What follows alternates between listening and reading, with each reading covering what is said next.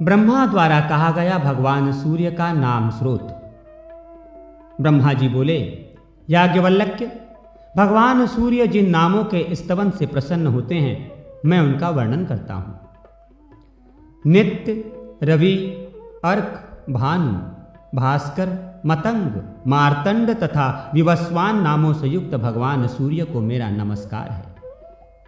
आदिदेव, रश्मिमाली, दिवाकर, दीप्त, अग्नि तथा मिहिर नामक भगवान आदित्य को मेरा नमस्कार है। हे अदिति के पुत्र भगवान सूर्य, आप प्रभाकर, मित्र, गोपति, किरणों के स्वामी तथा दिक्पति नाम वाले हैं। आपको मेरा नित्य नमस्कार है। धाता, विधाता, अयर्मा, वरुण, उषा, भग, मित्र, पर्जन्य, अंशुमान नाम वाले भगवान सूर्य को मेरा नमस्कार है। हितकृत, संसार का कल्याण करने वाले, धर्म, तपन, हरि, हरित्वाश्व, हरे रंग के अश्व वाले, विश्वपति भगवान सूर्य को मेरा नमस्कार है। विष्णु, ब्रह्मा, त्र्यंबक, शिव, आत्मस्वरूप, सप्तशक्ति, हे सप्त लोकेश, आपको मेरा नमस्कार है।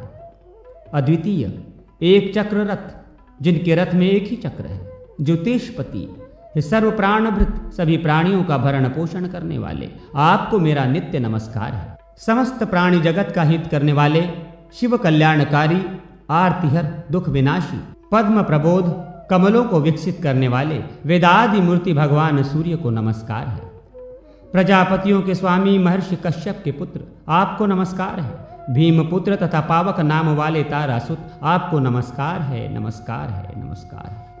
भीषण कृष्ण अदिति पुत्र तथा लक्ष्य वाले भगवान सूर्य को बार बार नमस्कार है, नमस्कार है, नमस्कार है। ब्रह्मा जी ने कहा, याज्ञवल्क्य, जो मनुष्य सायंकाल और प्रातःकाल इन नामों का पवित्र होकर पाठ करता है वो मेरे समान ही मनोवांछित फलों को प्राप्त करता है। इस नाम स्रोत से सूर्य की आराधना करने पर उनके अनुग्रह से धर्म, अर्थ, काम, आरोग्य, राज्य तथा विजय की प्राप्ति होती है। यदि मनुष्य बंधन में हो तो इसके पाठ से बंधन मुक्त हो जाता है। इसके जप करने से सभी पापों से छुटकारा मिल जाता है। ये जो सूर्य स्रोत मैंने कहा है वो अत्यंत रहस्यमय है। जम्बूद्वीप में सूर्य नारायण की आराधना के 3 प्रमुख स्थान, दुर्वासा मुनि का सांब को शाप देना। सुमंत मुनि बोले, राजन, ब्रह्मा जी से इस प्रकार उपदेश प्राप्त कर याज्ञवल्क्य मुनि ने सूर्य भगवान की आराधना की, जिसके प्रभाव से उन्हें सालोक्य मुक्ति प्राप्त हुई। अतः भगवान सूर्य की उपासना करके आप भी उस देव दुर्लभ मोक्ष को प्राप्त कर सकेंगे। राजा शतानिक ने पूछा, मुने, जम्बूद्वीप में भगवान सूर्य देव का आदि स्थान कहाँ है, जहां विधि पूर्वक आराधना करने से शीघ्र ही मनोवांछित फल की प्राप्ति हो सके? सुमंत मुनि ने कहा, राजन, इस जम्बू द्वीप में भगवान सूर्य नारायण के मुख्य 3 स्थान हैं। प्रथम इंद्रवन है, दूसरा मुंडीर तथा तीसरा तीनों लोकों में प्रसिद्ध काल प्रिय कालपी नामक स्थान है। इस द्वीप में इन तीनों के अतिरिक्त एक अन्य स्थान भी ब्रह्मा जी ने बतलाया है, जो चंद्रभागा नदी के तट पर अवस्थित है, जिसको सांबपुर भी कहा जाता है। वहां भगवान सूर्य नारायण सांब की भक्ति से प्रसन्न होकर लोक कल्याण के लिए अपने 12 रूपों से मित्र रूप में निवास करते हैं। जो भक्ति पूर्वक उनका पूजन करता है उसको वे स्वीकार करते हैं। राजा शतानिक ने पुनः पूछा, महामुने, सांब कौन है, किसका पुत्र है? भगवान सूर्य ने उसके ऊपर अपनी कृपा क्यों की, ये भी आप बताने की कृपा करें। सुमंतु मुनि ने कहा, राजन, संसार में 12 आदित्य प्रसिद्ध हैं। उनमें से विष्णु नाम के जो आदित्य हैं वे इस जगत में वासुदेव श्री कृष्ण के रूप में अवतीर्ण हुए। उनकी जाम्बवती नाम की पत्नी से महाबलशाली सांब नामक पुत्र हुआ। वो शापवश कुष्ठ रोग से ग्रस्त हो गया। उससे मुक्त होने के लिए उसने भगवान सूर्य नारायण की आराधना की और उसी ने अपने नाम से सांबपुर नामक एक नगर बसाया और यहीं पर भगवान सूर्य नारायण की प्रथम प्रतिमा प्रतिष्ठापित की। राजा शतानिक ने पूछा, महाराज, सांब के द्वारा ऐसा कौन सा अपराध हुआ था जिससे उसे इतना कठोर शाप मिला? थोड़े से अपराध पर तो शाप नहीं मिलता। सुमंतु मुनि ने कहा, राजन, इस वृत्तांत का वर्णन हम संक्षेप में कर रहे हैं, आप सावधान होकर सुने। एक समय रुद्र के अवतार भूत दुर्वासा मुनि तीनों लोकों में विचरण करते हुए द्वारकापुरी में आए, परंतु पीले पीले नेत्रों से युक्त कृश शरीर अत्यंत विकृत रूप वाले दुर्वासा को देखकर सांब अपने सुंदर स्वरूप के अहंकार में आकर उनके देखने, चलने आदि चेष्टाओं की नकल करने लगे। उनके मुख के समान अपना ही विकृत मुख बनाकर उन्हीं की भांति चलने लगे। ये देखकर और सांब को रूप और यौवन का अत्यंत अभिमान है, ये समझकर दुर्वासा मुनि को अत्यधिक क्रोध हो आया। वे क्रोध से कांपते हुए ये कह उठे, सांब, मुझे कुरूप और अपने को अति रूप संपन्न मानकर तूने मेरा परिहास किया है। जा, तू शीघ्र ही कुष्ठ रोग से ग्रस्त हो जाएगा। ऐसे ही एक बार पुनः परिहास किए जाने के कारण दुर्वासा मुनि को फिर शाप देना पड़ा और उसी शाप के फलस्वरूप सांब से लोहे का एक मुसल उत्पन्न हुआ जो समस्त यदुवंशियों के विनाश का कारण बना।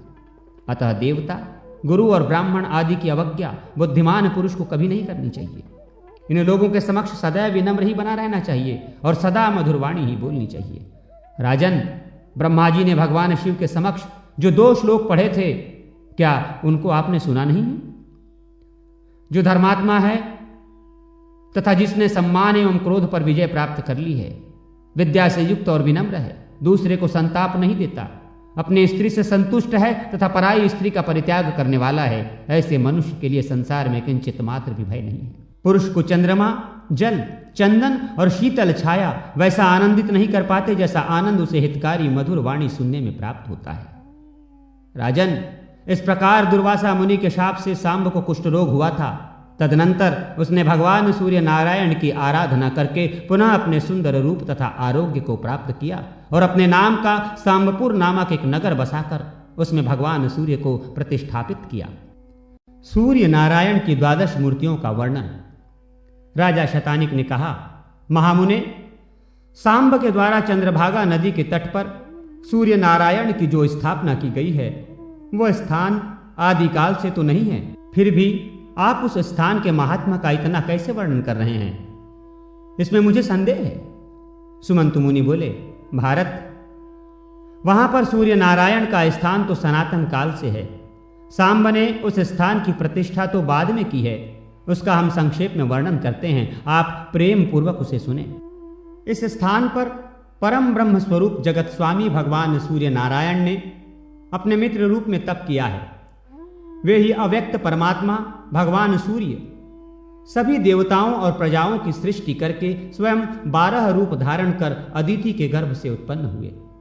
इसी से उनका नाम आदित्य पड़ा। इंद्र, धाता, पर्जन्य, पूषा, त्वष्टा, अर्यमा, भग, विवस्वान, अंशु, विष्णु, वरुण तथा मित्र, ये सूर्य भगवान की 12 मूर्तियां हैं। इन सबसे संपूर्ण जगत व्याप्त है। इनमें से प्रथम इंद्र नामक मूर्ति देवराज में स्थित है जो सभी दैत्यों और दानवों का संहार करती है।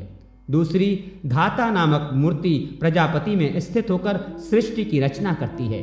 तीसरी पर्जन्य नामक मूर्ति किरणों में स्थित होकर अमृत वर्षा करती है। पूषा नामक चौथी मूर्ति मंत्रों में अवस्थित होकर प्रजा पोषण का कार्य करती है। 5वीं त्वष्टा नाम की जो मूर्ति है वो वनस्पतियों और औषधियों में स्थित है। 6ठी मूर्ति अर्यमा प्रजा की रक्षा करने के लिए पुरों में स्थित है। 7वीं भग नामक मूर्ति पृथ्वी और पर्वतों में विद्यमान है। 8वीं विवस्वान नामक मूर्ति अग्नि में स्थित है और वो प्राणियों के भक्षण करते हुए अन्न को पचाती है।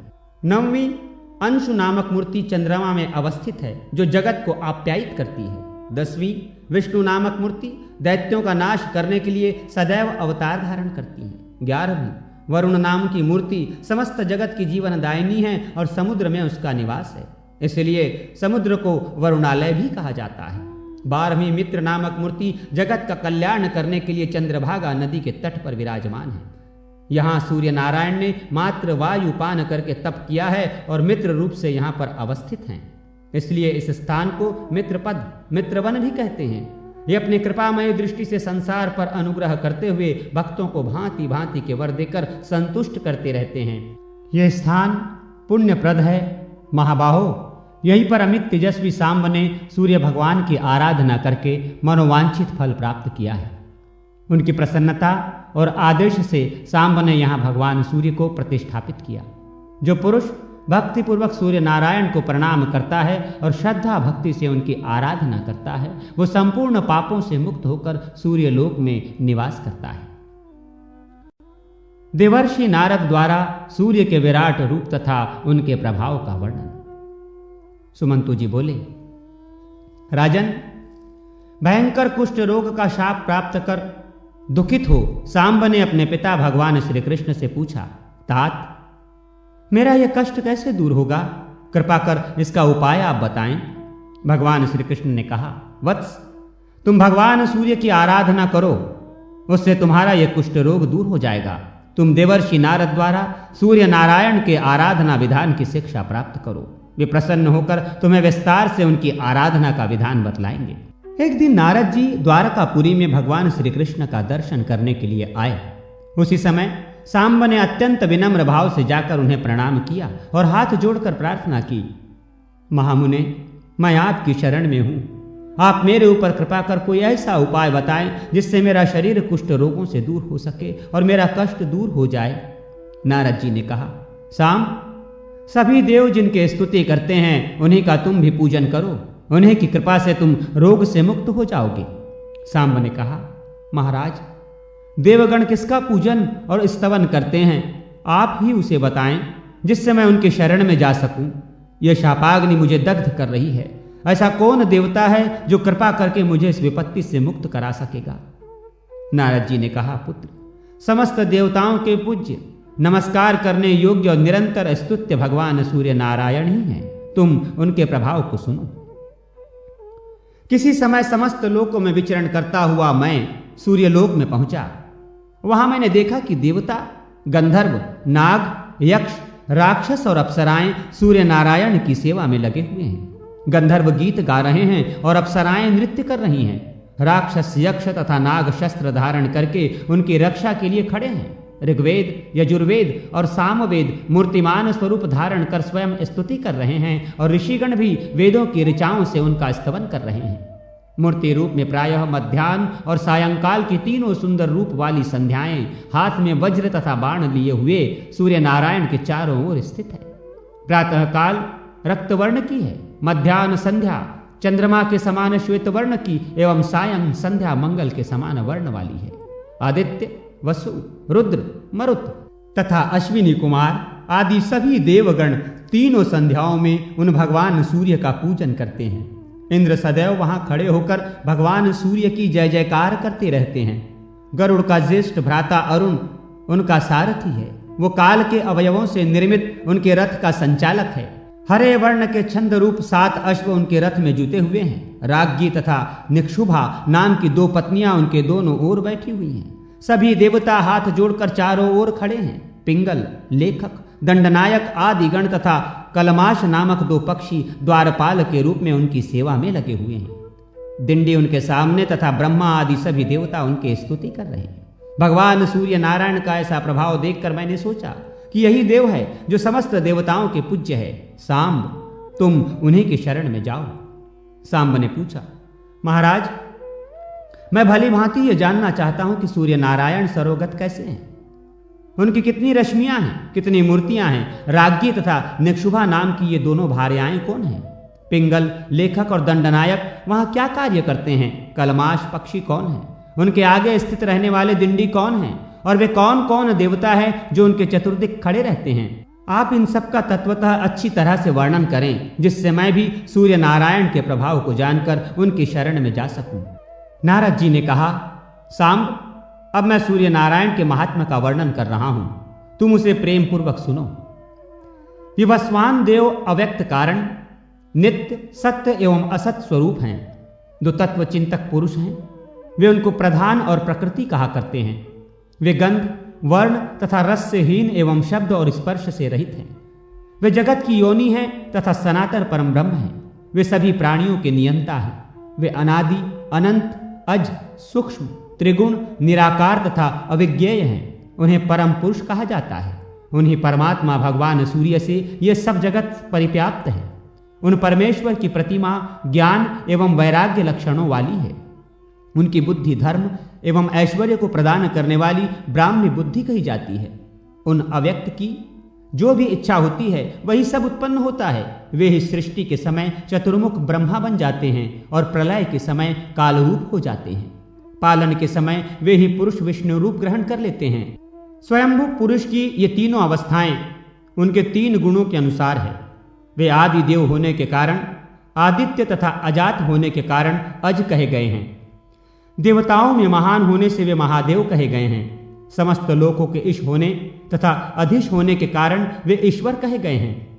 वृहत होने से ब्रह्मा तथा भवत्व होने से भव कहे जाते हैं। वे समस्त प्रजाओं की रक्षा और पालन करते हैं, इसलिए प्रजापति कहे गए हैं।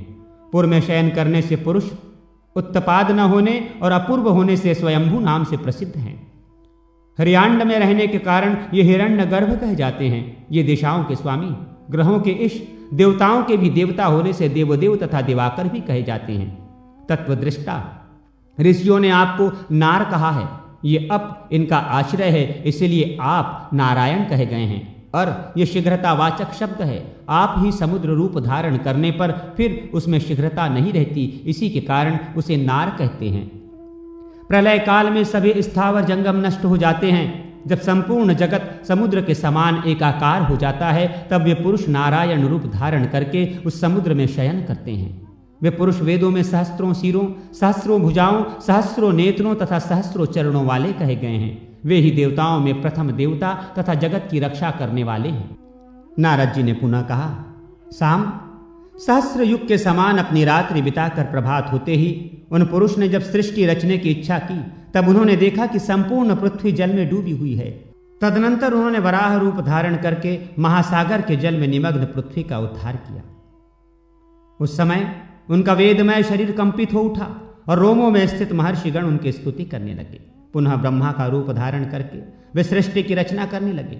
उन्होंने सर्वप्रथम अपने ही समान अपने मन से मुझ सहित श्रेष्ठ 10 मानस पुत्रों को उत्पन्न किया, जिनके नाम हैं भृगु, अंगिरा, अत्रि, पुलत्स, पुलह, क्रतु, मरीचि, दक्ष एवं वशिष्ठ। इन प्रजापतियों की सृष्टि करने के बाद प्रजाओं की हित कामना से वे ही सूर्य नारायण देवी अदिति के पुत्र रूप में स्वयं प्रादुर्भूत हुए। मरीचि के पुत्र कश्यप हुए। दक्ष की कन्या अदिति का विवाह महर्षि कश्यप के साथ हुआ। उसने भूभुर्भुव स्वः से संयुक्त एवं अंड उत्पन्न किया, जिससे द्वादशात्मा भगवान सूर्य प्रकट हुए। इस सूर्यमंडल का व्यास 9000 योजन है। 27,000 योजन उसकी परिधि है। जिस प्रकार कदम्ब का पुष्प चारों ओर से केशरों से व्याप्त रहता है, उसी प्रकार सूर्यमंडल अपने किरणों से परिव्याप्त रहता है। वो सहस्त्रों सिर वाला पुरुष, जिसको परमात्मा कहते हैं, इस तेजोमय मंडल के मध्य स्थित है। वो अपनी सहस्त्र किरणों द्वारा नदी, समुद्र, हल्द, कुप आदि से जल को ग्रहण कर लेता है। सूर्य की प्रभा तेज रात्रि के समय अग्नि में प्रवेश कर जाती है, इसलिए रात्रि में अग्नि दूर से ही दिखाई देने लगती है। सूर्योदय के समय वही प्रभा पुनः सूर्य में प्रविष्ट हो जाती है। प्रकाशत्व और उष्णत्व ये दोनों गुण सूर्य में तथा अग्नि में भी हैं। इस प्रकार सूर्य और अग्नि एक दूसरे को आप्यावित किया करते हैं। साम, हेति, किरण, गौ, रश्मि, गभस्ति, अभिषु, धन, उस्र, वसु, मरीचि, नाड़ी, दिधति, साध्य, मयुख, भानु, अनशु, सप्तार्चि, सुपर्ण, कर तथा पाद ये 20 भगवान सूर्य की किरणों के नाम कहे गए हैं, जो संख्या में 1000 है। इनमें से 400 किरणें वृष्टि करती हैं, जिनका नाम चंदन है। इन किरणों का स्वरूप अमृतमय है। 300 किरणें हिम को वहन करती हैं, उनका नाम चंद्र है और वर्ण पीत है। शेष 300 शुक्ल नाम वाली किरणें धूप की सृष्टि करती हैं। ये सभी किरणें औषधियों, स्वधा तथा अमृत के रूप में मनुष्यों, पितरों तथा देवताओं को सदा संतृप्त करती रहती हैं। ये द्वादशात्मा काल स्वरूप सूर्यदेव तीनों लोकों में अपने तेज से तपते रहते हैं। ये ही ब्रह्मा, विष्णु तथा शिव हैं। ऋक्, यजुर एवं साम ये तीनों वेद भी ये ही हैं। प्रातः काल में ऋग्वेद, मध्याह्न काल में यजुर्वेद तथा संध्या काल में सामवेद इनकी स्तुति करते हैं। ब्रह्मा, विष्णु तथा शिव के द्वारा इनका पूजन नित्य होता रहता है। जिस प्रकार वायु सर्वगत है, उसी प्रकार सूर्य की किरणें भी सर्वव्याप्त हैं। 300 किरणों के द्वारा भूलोक प्रकाशित होता रहता है। इसके पश्चात जो शेष किरणें हैं, वे 300 की संख्या में शेष अन्य दोनों लोकों, भूर्वरलोक और स्वरलोक को प्रकाशित करती हैं। 100 किरणों से पाताल प्रकाशित होता है।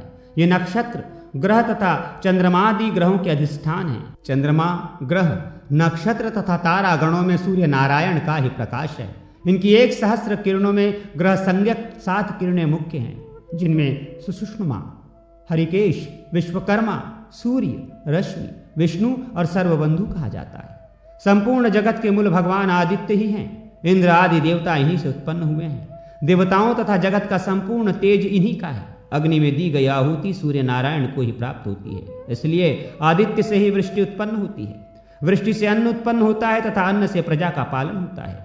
ध्यान करने वाले लोगों के लिए ध्यान रूप और मोक्ष प्राप्त करने की इच्छा से आराधना करने वाले लोगों के लिए यह मोक्ष स्वरूप है।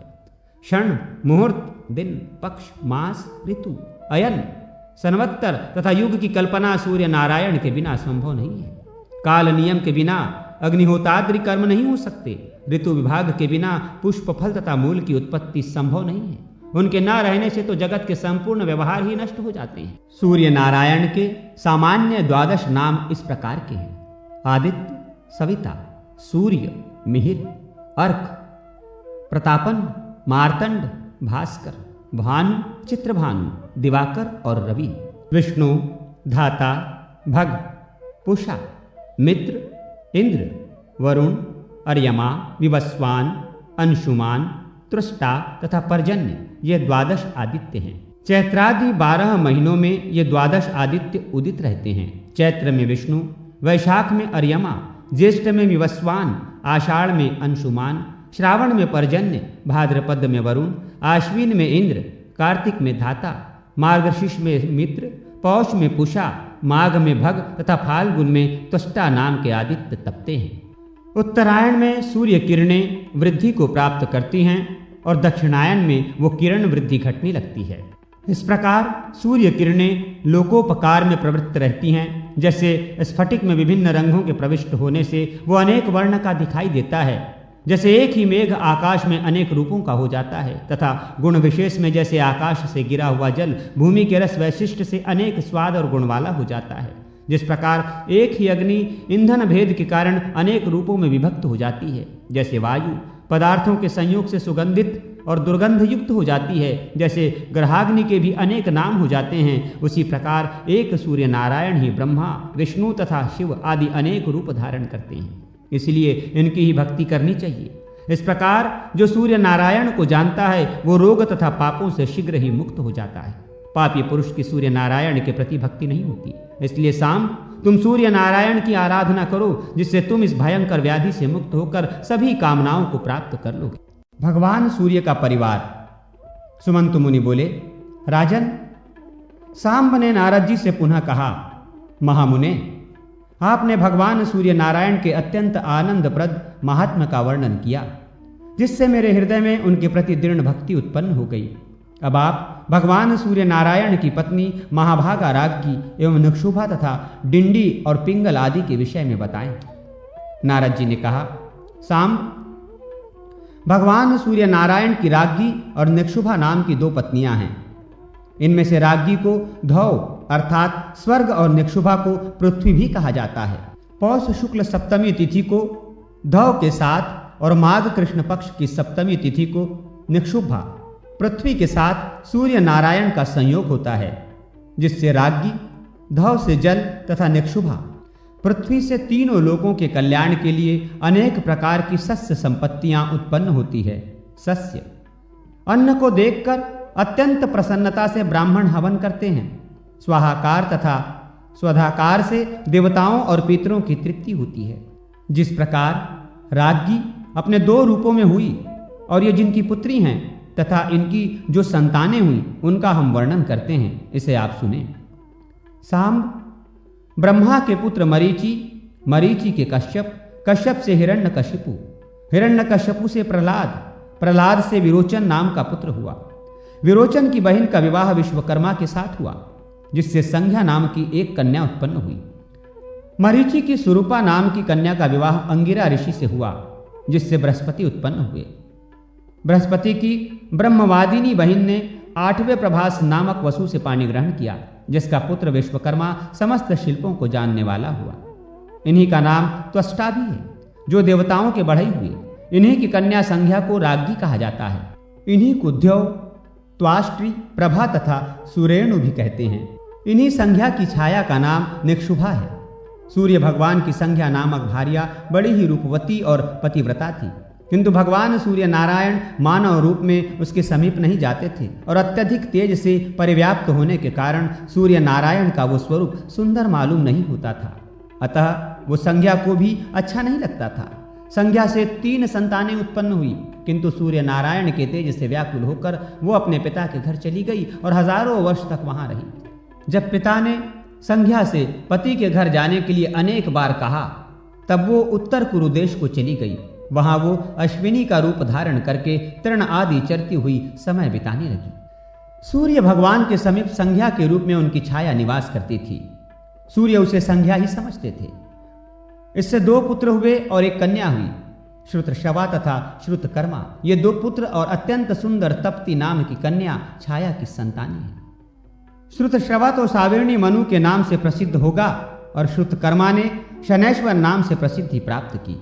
संज्ञा जिस प्रकार से अपनी संतानों से स्नेह करती थी, वैसा स्नेह छाया ने नहीं किया। इस अपमान को संज्ञा के ज्येष्ठ पुत्र सावर्णी मनु ने तो सहन कर लिया, किंतु उनके छोटे पुत्र यम धर्मराज सहन नहीं कर सके। छाया ने जब बहुत ही क्लेश देना शुरू किया, तब क्रोध में आकर बालपन तथा भावी प्रबलता के कारण उन्होंने अपनी विमाता छाया की भर्त्सना की और उसे मारने के लिए अपना पैर उठाया। यह देखकर क्रुद्ध विमाता छाया ने उन्हें कठोर शाप दे दिया। दुष्ट, तुम अपनी मां को पैर से मारने के लिए उद्यत हो रहे हो, इसलिए तुम्हारा ये पैर टूट कर गिर जाए। छाया के शाप से बेहाल होकर यम अपने पिता के पास गए और उन्हें सारा वृत्तांत कह सुनाया। पुत्र की बातें सुनकर सूर्य नारायण ने कहा, पुत्र, इसमें कुछ विशेष कारण होगा, क्योंकि अत्यंत धर्मात्मा तुझ जैसे पुत्र के ऊपर माता को क्रोध आया है। सभी पापों का तो निदान है, किंतु माता का शाप कभी अन्यथा नहीं हो सकता। पर मैं तुम्हारे ऊपर अधिक स्नेह के कारण एक उपाय करता हूं। यदि तुम्हारे पैर के मांस को लेकर कृमि भूमि पर चले जाए, तो इससे माता का शाप भी सत्य होगा और तुम्हारे पैर की रक्षा भी हो जाएगी। सुमंतु मुनि ने कहा, राजन, इस प्रकार पुत्र को आश्वासन देकर सूर्य नारायण छाया के समीप जाकर बोले, छाये, तुम इनसे स्नेह क्यों नहीं करती हो? माता के लिए तो सभी संतानें समान ही होनी चाहिए। यह सुनकर छाया ने कोई उत्तर नहीं दिया, जिससे सूर्य नारायण को क्रोध आ गया और वे शाप देने के लिए उद्यत हो गए। छाया भगवान सूर्य को क्रुद्ध देखकर भयभीत हो गई और उसने अपना संपूर्ण वृत्तांत बतला दिया। तब सूर्य अपने ससुर विश्वकर्मा के पास गए। अपने जामाता सूर्य को क्रुद्ध देखकर विश्वकर्मा ने उनका पूजन किया तथा मधुर वचनों से शांत किया और कहा, देव, मेरी पुत्री संज्ञा आपके अत्यंत तेज को सहन न कर सकने के कारण वन को चली गई है और वो आपके उत्तम रूप के लिए वहां पर महान तपस्या कर रही है। ब्रह्मा जी ने मुझे आज्ञा दी है कि यदि उनकी अभिरुचि हो तो तुम संसार के कल्याण के लिए सूर्य को तराश कर उत्तम रूप बनाओ। विश्वकर्मा का ये वचन सुनकर सूर्य नारायण ने स्वीकार कर लिया और तब विश्वकर्मा ने शाक द्वीप में सूर्य नारायण को भ्रमी खराद पर चढ़ाकर उनके प्रचंड तेज को खराद डाला, जिससे उनका रूप बहुत कुछ सौम्य बन गया। सूर्य नारायण ने भी अपने योग बल से इस बात की जानकारी की कि संपूर्ण प्राणियों से अदृश्य हमारी पत्नी संज्ञा अश्विनी के रूप को धारण करके उत्तर कुरु में निवास कर रही है। अतः सूर्य भी स्वयं अश्व का रूप धारण करके उसके पास आकर मिले। फलतः कालांतर में अश्विनी से देवताओं के वैद्य जुड़वा अश्विनी कुमारों का जन्म हुआ। उनके नाम हैं नासत्य तथा दस्र। इसके पश्चात सूर्य नारायण ने अपना वास्तविक रूप धारण किया। उस रूप को देखकर संज्ञा अत्यंत प्रीति से प्रसन्न हुई और वो उनके समीप गई। तत्पश्चात संज्ञा से रेवंत नामक पुत्र उत्पन्न हुआ, जो भगवान सूर्य नारायण के समान ही सौंदर्य संपन्न था।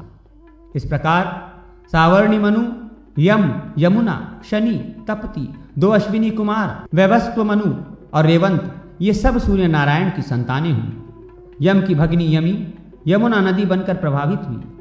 सावर्णी 8वें मनु होंगे। सावर्णी मनु मेरु पर्वत के पृष्ठ प्रदेश पर तपस्या कर रहे हैं। सावर्णी के भ्राता शनि एवं ग्रह बन गए और उनकी भगिनी तपति नदी बन गई, जो विंध्यागिरी से निकलकर पश्चिमी समुद्र में जाकर मिलती है। इस नदी में स्नान करने से बहुत ही पुण्य प्राप्त होता है। सौम्या नदी से तप्ती का संगम और गंगा नदी से व्यवस्थिवी यमुना का संगम होता है। दोनों अश्विनी कुमार देवताओं के वैद्य हैं, जिनकी विद्या से ही वेद्यगण भूमि पर अपना जीवन निर्वाह करते हैं। सूर्य नारायण ने अपने समान रूप वाले रेवंत नामक पुत्र को अश्वों का स्वामी बनाया है। जो मानव अपने गंतव्य मार्ग के लिए रेवंत की पूजा करके प्रस्थान करता है, उसे मार्ग में क्लेश नहीं होता। विश्वकर्मा के द्वारा सूर्य नारायण को खराद पर चढ़ाकर जो तेज ग्रहण किया गया, उससे उन्होंने भगवान सूर्य की पूजा करने के लिए भोजकों को उत्पन्न किया। जो अमित तेजस्वी सूर्य नारायण की संतानोपत्ति कि इस कथा को सुनता अथवा पढ़ता है वो सभी पापों से मुक्त होकर सूर्यलोक में दीर्घकाल तक रहने के पश्चात पृथ्वी पर चक्रवर्ती राजा होता है। सूर्य भगवान को नमस्कार एवं प्रदक्षिणा करने का फल और विजया सप्तमी व्रत की विधि।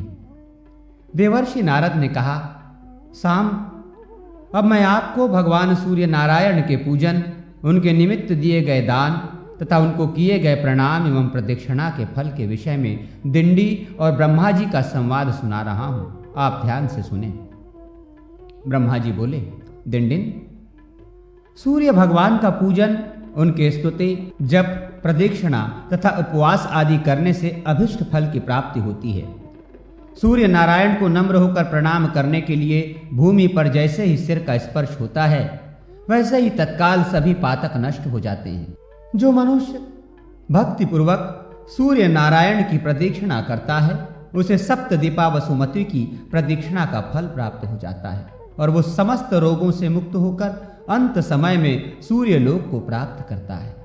किंतु प्रदक्षिणा में पवित्रता का ध्यान रखना आवश्यक है, अतएव जूता या खड़ायू आदि पहनकर प्रदक्षिणा नहीं करनी चाहिए। जो मनुष्य जूता या खड़ायू पहनकर सूर्य मंदिर में प्रवेश करता है वो असिपत्र वन नामक घोर नरक में जाता है। जो प्राणी षष्ठी या सप्तमी के दिन एकाकार अथवा उपवास रखकर भक्ति पूर्वक सूर्य नारायण का पूजन करता है वो सूर्यलोक में निवास करता है। कृष्ण पक्ष की सप्तमी को रक्त पुष्पहारों से और शुक्ल पक्ष की सप्तमी को श्वेत कमल पुष्प तथा मोदक आदि उपचारों से भगवान सूर्य नारायण का पूजन करना चाहिए। ऐसा करने से व्रती संपूर्ण पापों से मुक्त हो सूर्य लोक को प्राप्त करता है। दिंडिन, जया, विजया, जयंती, अपराजिता, महाजया, नंदा तथा भद्रा नाम की ये 7 प्रकार की सप्तमियां कही गई हैं। यदि शुक्ल पक्ष की सप्तमी को रविवार हो तो उसे विजया सप्तमी कहते हैं। उस दिन किया गया स्नान, दान, होम, उपवास, पूजन आदि सत्कर्म महापातकों का विनाश करता है। इस विजया सप्तमी व्रत में पंचमी तिथि को दिन में एक भुक्त रहें, षष्ठी तिथि को नक्त व्रत करें और सप्तमी को पूर्ण उपवास करें। तदनंतर अष्टमी के दिन व्रत की पारणा करें। इस तिथि के दिन किया गया दान, हवन, देवता तथा पितरों का पूजन अक्षय होता है। 12 रविवारों का वर्णन और नंदादित्य व्रत की विधि। दिंडी ने ब्रह्मा जी से पूछा, ब्रह्मन, जो मनुष्य आदित्यवार के दिन श्रद्धा भक्ति से सूर्य देव का स्नान दान आदि कर पूजन करते हैं उनको कौन सा फल प्राप्त होता है और जिस वार के संयोग से सप्तमी तिथि विजया कहलाती है उसके महात्म्य का आप पुनः वर्णन करें। ब्रह्मा जी ने कहा, दिंडिन, जो मनुष्य आदित्यवार को श्राद्ध करते हैं वे 7 जन्म तक निरोग रहते हैं तथा जो नक्त व्रत एवं आदित्य हृदय का पाठ करते हैं वे रोग से मुक्त हो जाते हैं और सूर्य लोक में निवास करते हैं। उपवास रखकर जो महाश्वेता मंत्र का जप करते हैं वे मनोवांछित फल को प्राप्त करते हैं। आदित्यवार के दिन महाश्वेता मंत्र तथा षड्घशर मंत्र खहोल्लकाय स्वाहा का जप करने से निसंदेह सूर्य लोक की प्राप्ति होती है। सूर्य नारायण के 12 वार इस प्रकार हैं: नंद, भद्र, सौम्य, कामद, पुत्रद, जय, जयंत, विजय, आदित्याभिमुख, हृदय, रोगहा एवं महाश्वेता प्रिय। माघ शुक्ल पक्ष की षष्ठी की नंद संध्या है। उस दिन नक्त व्रत करके धृत से सूर्य नारायण को स्नान कराना चाहिए तथा श्वेत चंदन, अगस्त के पुष्य, गुगुल धूप आदि से पूजन करके अपूप आदि का नैवेद्य समर्पित करना चाहिए। ब्राह्मण को अपूप देकर स्वयं भी मौन धारण कर भोजन करना चाहिए। गेहूं के अथवा यव के चूर्ण में धृत तथा खांड या शक्कर मिलाकर अपूप बनाना चाहिए और उसी का नैवेद्य सूर्य नारायण को निवेदित कर निम्न मंत्र पढ़ते हुए ब्राह्मण को वो नैवेद्य दे देना चाहिए। ब्राह्मण नैवेद्य ग्रहण कर ले, तदनंतर उस नैवेद्य को निम्न मंत्र पढ़ते हुए पूजक को दें। उपर्युक्त दोनों मंत्र ग्रहण करने और समर्पित करने के लिए हैं। नंदवार का ये विधान कल्याणकारी है। जो इस विधि से सूर्य देव की पूजा करता है उसे सूर्यलोक की प्राप्ति होती है। उसकी संतति का कभी क्षय नहीं होता, अर्थात उसकी कुल परंपरा पृथ्वी पर चलती रहती है तथा उसके वंश में दारिद्र्य एवं रोग नहीं होते। सूर्यलोक प्राप्त करने के पश्चात पुनर्जन्म होने पर वो पृथ्वी का राजा होता है। इस पूजन विधान को पढ़ने अथवा श्रवण करने से भी कल्याण होता है एवं दिव्य अचल लक्ष्मी की प्राप्ति होती है। भद्रादित्य, सौम्यादित्य और कामादादित्य वार व्रतों की विधि का निरूपण। ब्रह्मा जी बोले, दिनदिन भाद्रपद मास के शुक्ल पक्ष की षष्ठी तिथि को जो वार हो उसका नाम भद्र है। उस दिन जो मनुष्य नक्त व्रत और उपवास करता है वो हंस युक्त विमान में बैठकर सूर्यलोक को जाता है। उस दिन श्वेत चंदन, मालती, पुष्प, विजय धूप तथा खीर के नैवेद्य से मध्याह्न काल में सूर्य नारायण का पूजन करके ब्राह्मण को भोजन कराकर यथाशक्ति दक्षिणा देनी चाहिए। दिनदिन यदि रोहिणी नक्षत्र से युक्त आदित्यवार हो तो उसे सौम्यवार कहा जाता है। उस दिन किए जाने वाले स्नान, दान, जप, होम, प्रत्य देवादि, तर्पण तथा पूजन आदि कृत्य अक्षय होते हैं। मार्गशीर्ष के शुक्ल पक्ष की षष्ठी तिथि को जो वार हो वो कामदवार कहलाता है। ये वार भगवान सूर्य को अत्यंत प्रिय है। इस दिन जो भक्ति और श्रद्धा से सूर्य नारायण की पूजा करता है वो सभी पातकों से विमुक्त होकर सूर्यलोक में निवास करता है। इस व्रत को करने से विद्यार्थी को विद्या, पुत्रेच्छु को पुत्र, धनार्थी को धन और आरोग्य के अभिलाषी को आरोग्य की प्राप्ति होती है। इसी प्रकार कामदवार व्रत से और अन्य सभी कामनाएं पूर्ण हो जाती हैं, इसीलिए इसका नाम कामद है। पुत्रद, जय, जयंत संज्ञक आदित्यवार व्रतों की विधि। ब्रह्मा जी बोले, दिनदिन जिस आदित्यवार को हस्त नक्षत्र हो उसे पुत्रद आदित्यवार कहा जाता है। उस दिन उपवास करना चाहिए और श्राद्ध करके मध्यम पिंड का प्राशन करना चाहिए। धूप, माल्य, दिव्य गंध आदि नाना प्रकार के उपचारों से सूर्य नारायण का पूजन कर महाश्वेता मंत्र को जपते हुए साधक को सूर्य नारायण के समक्ष ही शयन करना चाहिए। प्रातः काल में ही उठकर स्नान आदि से निवृत्त हो सूर्य भगवान को अर्घ्य देना चाहिए। रक्त चंदन तथा करवीर के पुष्पों से पूजा करनी चाहिए। तत्पश्चात 5 ब्राह्मणों को बुलाकर उनमें से 2 ब्राह्मणों को मग संज्ञक तथा 3 ब्राह्मणों को भीम संज्ञक मानकर विधि पूर्वक पार्षण श्राद्ध करना चाहिए। श्राद्ध के समाप्त होने पर मध्यम पिंड को भगवान सूर्य के सामने रखकर निम्नलिखित मंत्र से भक्षण करना चाहिए। इस विधान से पूजा करने पर सूर्य नारायण निश्चित ही पुत्र प्रदान करते हैं। इस प्रकार उपवास पूर्वक व्रत को करने से धन धान्य, सुवर्ण, सुख, आरोग्य तथा सूर्यलोक भी प्राप्त होता है, किंतु विशेष रूप से पुत्र प्राप्ति ही फल है। इसी से इस वार को पुत्रद कहते हैं। ब्रह्मा जी ने कहा, दिनदिन दक्षिणायन के दिन जो वार हो वो जयवार कहा जाता है। इस दिन किया गया उपवास, नक्त व्रत, स्नान, दान तथा जप भगवान सूर्य में 100 गुनी प्रीति बढ़ाने वाला होता है। अतः सूर्य में 100 गुनी प्रीति बढ़ाने वाले इस नक्त व्रतादि को अवश्य करना चाहिए। यदि उत्तरायण के दिन रविवार हो तो उसे जयंतवार कहते हैं। इस दिन भगवान सूर्य स्नान, दानादि कर्म तथा पूजन करने वालों को 1000 गुना फल प्रदान करते हैं। इस दिन उपवास करके घृत, दूध तथा इक्षुरस से सूर्य नारायण को स्नान कराकर कुमकुम का विलेपन करना चाहिए और गुग्गुल का धूप देकर मोदक का नैवेद्य समर्पित करना चाहिए। इस प्रकार भगवान सूर्य नारायण का पूजन करके तिल से हवन करना चाहिए। तदनंतर यथाशक्ति ब्राह्मणों को मोदक, तिल तथा शशकुली पूरी का भोजन कराना चाहिए। विजय आदित्याभिमुख तथा हृदयवार व्रतों की विधि। ब्रह्मा जी बोले, दिनदिन शुक्ल पक्ष में रोहिणी नक्षत्र से युक्त सप्तमी तिथि को विजय संज्ञक आदित्यवार कहते हैं। वो संपूर्ण पापों और भयों को नष्ट कर देता है। उस दिन संपन्न किए गए पुण्य कर्म कोटि गुना फल प्रदान करते हैं। दिन माघ मास के कृष्ण पक्ष की सप्तमी को जो दिन हो उसे आदित्याभिमुख कहते हैं। उस दिन प्रातः काल ही स्नान कर गंध पुष्पादि उपचारों से सूर्य नारायण की पूजा करनी चाहिए।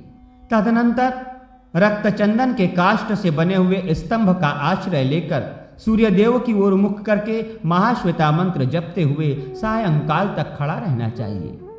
तदनंतर ब्राह्मण को भोजन कराकर दक्षिणा देनी चाहिए। तत्पश्चात मौन होकर स्वयं भी भोजन करना चाहिए। जो मनुष्य इस व्रत का विधि पूर्वक पालन करते हैं उन्हें भगवान सूर्य नारायण का अनुग्रह प्राप्त होता है। दिन संक्रांति के दिन रविवार हो तो उसका नाम हृदयवार होता है। वह आदित्य के हृदय को अत्यंत प्रिय है। उस दिन नक्त व्रत करके मंदिर में सूर्य नारायण के अभिमुख 108 बार आदित्य हृदय का पाठ करना चाहिए अथवा सायंकाल तक भगवान सूर्य का हृदय में ध्यान करना चाहिए। सूर्यास्त होने के पश्चात घर आकर यथाशक्ति ब्राह्मण को भोजन कराएं तथा मौन पूर्वक स्वयं भी खीर का भोजन करके सूर्य देव का स्मरण करते हुए भूमि पर ही शयन करें। इस प्रकार जो इस दिन व्रत रहकर श्रद्धा भक्ति से सूर्य नारायण की पूजा करता है उसके समस्त अभिष्ट सिद्ध हो जाते हैं और वो भगवान सूर्य के समान ही तेज कांति तथा यश को प्राप्त करता है।